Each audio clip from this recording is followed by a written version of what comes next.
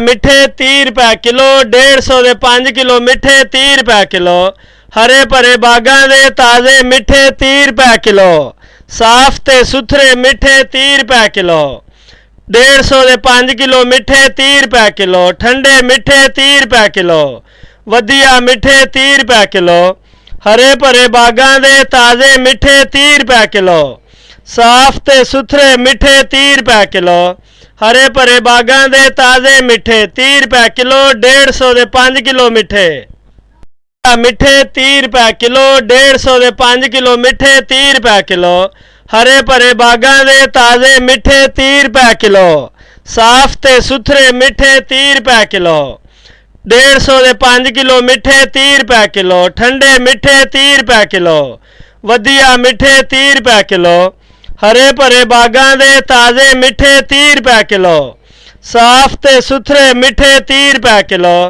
हरे भरे बागां दे ताज़े मिठे 30 रुपए किलो। 150 दे 5 किलो मिठे। मिठे 30 रुपए किलो। 150 दे 5 किलो मिठे 30 रुपए किलो। हरे भरे बागां दे ताज़े मिठे 30 रुपए किलो। साफ ते सुथरे मिठे 30 रुपए किलो। 150 दे 5 किलो मिठे 30 रुपए किलो। ठंडे मिठे 30 रुपए किलो। वधिया मिठे 30 रुपए किलो। हरे भरे बागां दे ताज़े मिठे 30 रुपए किलो। साफ ते सुथरे मिठे 30 रुपए किलो। हरे भरे बागां दे ताज़े मिठे 30 रुपए किलो। 150 दे 5 किलो मिठे। मिठे 30 रुपए किलो। 150 दे 5 किलो मिठे 30 रुपए किलो। हरे भरे बागां दे ताज़े मिठे 30 रुपए किलो। साफ ते सुथरे मिठे 30 रुपए किलो।